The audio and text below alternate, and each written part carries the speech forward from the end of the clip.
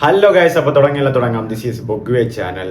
2026 ജനുവരി 9 പൊങ്കൽ റിലീസിനായി എത്തേണ്ട ചിത്രമായിരുന്നു ദളപതി വിജയ് നായകനായ ജനനായകൻ. എച്ച് വിനോദാണ് സംവിധാനം ചെയ്തത്. അനിരുദ്ധിൻ്റെ മ്യൂസിക് ആൻഡ് കേബിൻ പ്രൊഡക്ഷൻസ് ആണ് പ്രൊഡ്യൂസ് ചെയ്തിരിക്കുന്നത്. അപ്പോൾ സിനിമ ഇതിനോടകം തന്നെ ഒരുപാട് കോൺട്രവേഴ്ഷ്യൽ പ്രോബ്ലംസിലേക്കൊക്കെ എത്തിയിട്ടുണ്ട്. അത് നിങ്ങൾക്ക് നന്നായിട്ട് അറിയാം.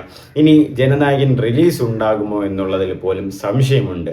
എന്തെന്ന് വെച്ചാൽ ഇപ്പോൾ CBFCയുടെ അപ്പീൽ പ്രകാരം മദ്രാസ് ഹൈക്കോടതി UA സർട്ടിഫിക്കറ്റ് കൊടുക്കാൻ പറഞ്ഞിട്ടും കൃത്യം 1 മണിക്കൂറിന് മുമ്പ് 1 മണിക്കൂർ കഴിഞ്ഞ് CBFC അപ്പീൽ നൽകി. ആ അപ്പീൽ പ്രകാരം ഹൈക്കോടതി വീണ്ടും അത് സ്റ്റേ കൊടുക്കുകയാണ് ചെയ്തത്. അങ്ങനെ ആ പോസിറ്റീവ് ന്യൂസ്, രാവിലെ വന്ന പോസിറ്റീവ് ന്യൂസ് വൈകിട്ടായപ്പോൾ നെഗറ്റീവ് ന്യൂസായി. അപ്പോൾ UA സർട്ടിഫിക്കറ്റ് മാറ്റി ഇപ്പോൾ സ്റ്റേ ചെയ്തു എന്നുള്ളതാണ്. അടുത്ത ഹിയറിംഗ് വെച്ചേക്കുന്നത് ജാനുവരി 21-നാണ്.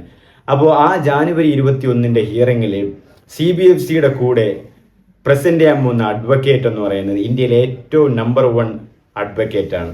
അപ്പോൾ പുള്ളിയുടെ പേര് ഞാൻ വിട്ടുപോയി.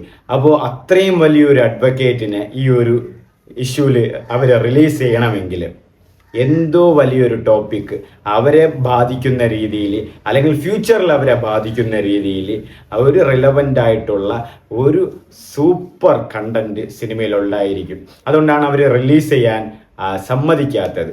കാരണം ഇപ്പോൾ ജാനുവരി 12 തിങ്കളാഴ്ച കേബിൻ പ്രൊഡക്ഷൻസ്, അതായത് ജനനായകൻ്റെ പ്രൊഡക്ഷൻ ടീം സുപ്രീം കോടതിയുമായിട്ട് കേസ് ഫയലുമായിട്ട് ബന്ധപ്പെട്ട് എത്രയും പെട്ടെന്ന് റിലീസ് ചെയ്യണമെന്നുള്ളതിനുമായിട്ട് പോകുന്നുണ്ട്. അതെന്താകുമെന്ന് അറിയില്ല, അത് കണ്ടു തന്നെ അറിയണം. ഇതിനിരിക്കെ ഇനിയും പ്രശ്നങ്ങൾ വീണ്ടും ഉണ്ടാവുകയാണ് ചെയ്യുന്നത്. കാരണം ഈ സിനിമ റിലീസ് ചെയ്ത് കഴിഞ്ഞിരുന്നെങ്കിൽ ആ ഒരു പ്രശ്നങ്ങൾ എപ്പോഴേ തീർന്നെങ്കിൽ ഇപ്പോഴും വീണ്ടും ആ ഒരു കോൺട്രവേഴ്സിയലായിട്ട് ഇങ്ങനെ മുന്നോട്ട് പോവുകയാണ്. അപ്പോൾ ഇത്രയും വലിയ ആൾക്കാർ ഇറക്കി ജോലി ചെയ്യിപ്പിക്കണമെങ്കിൽ അവരെ എന്തായാലും താക്കീതായിട്ടുള്ള ഒരു കാര്യം സിനിമയിൽ വിജയ് എടുത്തിട്ടുണ്ട് എന്നുള്ളതാണ് അറിയാൻ കഴിയുന്നത്. പിന്നെ സിനിമ സപ്പോർട്ടുകൾ നോക്കിയാലും ഈ റിലീസ് കാര്യങ്ങളിൽ ഏറ്റവും വലിയ പ്രതിസന്ധി നേരിടുന്നത് എന്താണെന്ന് വെച്ചാൽ ജാനുവരി 21 നെക്സ്റ്റ് ഹിയറിംഗ് ഉള്ളതുകൊണ്ട് അതുവരെ എന്തായാലും സിനിമ റിലീസ് ചെയ്യാൻ പറ്റില്ല. ഇനി അന്നത്തെ ഹിയറിംഗിൽ പോസിറ്റീവ് ന്യൂസ് വരുവാണെങ്കിൽ ഒരു നല്ല ഡേറ്റിൽ നമുക്ക് റിലീസ് ചെയ്യാൻ പറ്റും. അഥവാ നെഗറ്റീവാണ്, അല്ലെങ്കിൽ ഇനിയും പോസ്റ്റ്പോണ്ട് ഡിലേ കാര്യങ്ങൾ ചെയ്യുവാണെങ്കിൽ ജനനായകൻ റിലീസിന് തന്നെ അത് ഭീഷണിയാവും. എന്തെന്ന് വെച്ചാൽ തമിഴ്നാട്ടിൽ 2026 ഇലക്ഷൻ അനൗൺസ് ചെയ്യുകയാണെങ്കിൽ ഇലക്ഷൻ കമ്മീഷൻ ഓഫ് ഇന്ത്യയുടെ മോഡൽ കോഡ് ഓഫ് കണ്ടക്ട് പ്രകാരം ഒരു ഇലക്ഷനിൽ നിൽക്കുന്ന ഇലക്ഷൻ നോമിനേറ്റ് ചെയ്ത കാൻഡിഡേറ്റിന് അവിടെ ഒരു ഇൻഫ്ലുവൻസിങ്ങോ പ്രൊമോട്ടിങ്ങോ ചെയ്യാൻ കഴിയില്ല, ചെയ്യാൻ പാടില്ല. അത് റൂൾസാണ്. അപ്പോൾ ആ പ്രകാരം വരുവാണെങ്കിൽ ദളപതി വിജയ്ക്ക് ഇലക്ഷൻ തീരുന്നത് വരെ ജനനായകൻ റിലീസ് ആകത്തില്ല എന്നുള്ളതാണ് വേറെ ഒരു വലിയൊരു തിരിച്ചടിയാവുന്നത്. അപ്പോൾ എനിക്ക് തോന്നുന്നു അതുകൊണ്ടുമായിരിക്കാം ഇവർ മാക്സിമം അതൊന്ന് പോസ്റ്റ്പോണ്ട് ചെയ്ത്, അല്ലെങ്കിൽ മാക്സിമം അപ്പീലും കാര്യങ്ങളിലേക്ക് പോയി, അല്ലെങ്കിൽ മാക്സിമം ഇതെങ്ങനെയെങ്കിലും റിലീസ് ചെയ്യാതിരിക്കാൻ വേണ്ടിയിട്ട് CBFCയും അവർക്ക് കൈത്തായി നിൽക്കുന്ന സ്റ്റേറ്റ് ഗവൺമെൻറ്റും സെൻട്രൽ ഗവൺമെൻറ്റും എല്ലാവരും ചേർന്ന് ചെയ്യുന്നതെന്നാണ് എനിക്ക് തോന്നുന്നത്. കാരണം അങ്ങനെ വന്നാൽ ആ സിനിമ റിലീസാകില്ല. കാരണം എലക്ഷൻ കഴിഞ്ഞ് ആ സിനിമ റിലീസായ പിന്നെ ടോപ്പിക് റിലവൻ്റ് അല്ലാതായിപ്പോൾ, അതായത് ട്രെൻഡിങ് ടൈമിൽ നമ്മളൊരു വീഡിയോ ചെയ്താൽ ആ വീഡിയോ കയറും, അല്ലാത്ത പക്ഷം ആ വീഡിയോ കയറില്ല. അത് തന്നെ അതുപോലെ തന്നെയാണ് ഈ ഇലക്ഷന് മുമ്പ് ആ വീഡിയോ വന്നാൽ അത് നെഗറ്റീവായിട്ട് ആ പാർട്ടിക്കും അല്ലെങ്കിൽ അവർക്കും അത് ബാധിക്കുമെന്നുള്ളത് കൊണ്ടാണ് ഈ സിനിമ എങ്ങനെയെങ്കിലും അവർ മാക്സിമം ഡിലേ ചെയ്തു പോകുന്നത്. ഇപ്പോൾ തന്നെ ജനുവരി 9 ഇറങ്ങേണ്ട സിനിമ ജാനുവരി 21 ഹിയറിംഗ്. ഇനി അന്ന് എന്ത് നടക്കുമോ എന്നൊക്കെ അൺപ്രഡിക്റ്റബിൾ ആണ്. പോസിറ്റീവ് നടക്കുമോ നെഗറ്റീവ് നടക്കും. പക്ഷേ മാക്സിമം അവർ നെഗറ്റീവ് ആക്കാനേ അവർ ശ്രമിക്കും. അവരെങ്ങനെയായാലും സിനിമ റിലീസ് ചെയ്യാൻ വേണ്ടി നോക്കില്ല. ഇനി എല്ലാം സുപ്രീം കോടതിയിലെ കയ്യിലാണ്. ഇനി സുപ്രീം കോടതി വിധി വന്ന, ഇപ്പോൾ ഇൻഫാക്ട് സുപ്രീം കോടതി ജനനായകൻ റിലീസ് ചെയ്യണമെന്ന് പറഞ്ഞാൽ അതൊരു ഭയങ്കര ഇഷ്യൂ ആവും. അത് റിലീസ് ആകണമെന്ന് പറഞ്ഞാൽ അതെല്ലാവർക്കും ഹാപ്പിയസ്റ്റ് മൊമെൻറ്റും ആയിരിക്കും. പക്ഷേ റിലീസ് ഇപ്പോൾ സുപ്രീം കോടതിയിൽ ഇവർ കേസും കാര്യങ്ങളൊക്കെ ഇങ്ങനെ പോയി, അപ്പീലും കാര്യങ്ങളൊക്കെ പോയി സുപ്രീം കോടതി പറയുകയാണ് ജനനായകൻ റിലീസ് ചെയ്യേണ്ട എന്ന് പറഞ്ഞാലുള്ള ഒരു സിറ്റുവേഷൻ നിങ്ങൾ ആലോചിച്ച് നോക്കണം. അതൊരു അൺഫോർച്ചുനേറ്റ്ലി അതൊരു എന്താ പറയുക, ഒരു പത്തറ്റിക് സിറ്റുവേഷൻ ആയിരിക്കും. അത് തീർച്ചയായിട്ടും ഒരുപാട് വെല്ലുവിളികൾ ഉണ്ടാക്കും, ഒരുപാട് കലാപങ്ങളുണ്ടാക്കും, ഒരുപാട് പ്രശ്നങ്ങളുണ്ടാക്കും. അത് തികച്ചും വൈരാഗ്യപൂർവമുള്ള കാര്യങ്ങളാക്കി മാറുമെന്നതിൽ യാതൊരു സംശയവും വേണ്ട.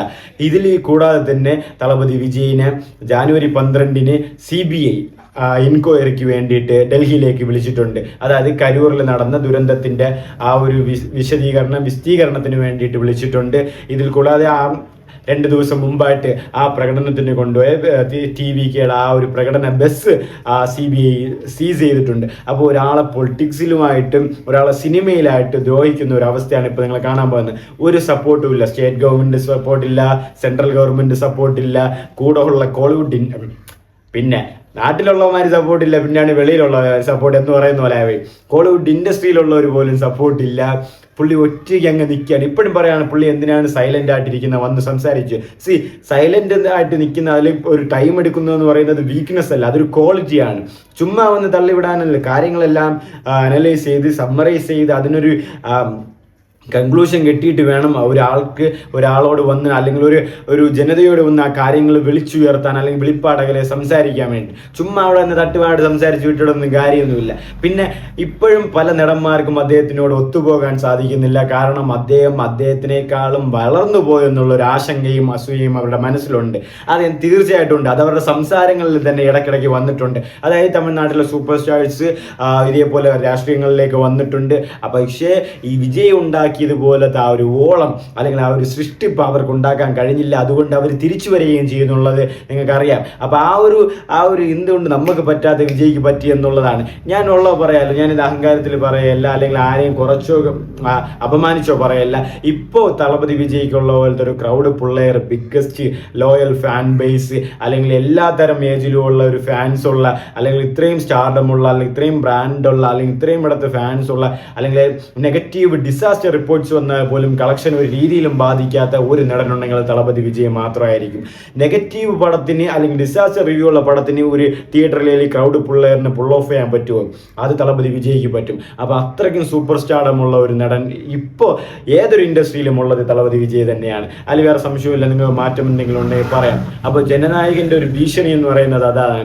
ഇവർ മാക്സിമം ഡിലേ ആക്കും തോറും സിനിമ മൊത്തത്തിൽ റിലീസാവാതിരിക്കാനുള്ള ചാൻസ് കൂടുതലാണ്. കാരണം ഇലക്ഷൻ അനൗൺസ് ചെയ്ത് കഴിഞ്ഞാൽ പിന്നെ സിനിമ എന്തൊക്കെ പറഞ്ഞാലും റിലീസ് ചെയ്യാൻ കഴിയില്ല. ഇലക്ഷൻ തീരുന്നവരെ അത് തിരിച്ചടിയായിരിക്കും. അതിൽ വേറെ സംശയങ്ങളൊന്നുമില്ല. അപ്പോൾ നിങ്ങൾക്ക് ഇതിനോട് എന്താണ് അഭിപ്രായം പറയാനുള്ളത്? നിങ്ങൾ എൻ്റെ അഭിപ്രായത്തോട് യോജിക്കുന്നുണ്ടോ ഇല്ലയോ എന്നുള്ള മറക്കാതെ കമൻറ്റ് ചെയ്തേക്ക്, ലൈക്ക് ചെയ്തേക്ക്, ഷെയർ ചെയ്തേക്ക്, സബ്സ്ക്രൈബ് ചെയ്തേക്ക്.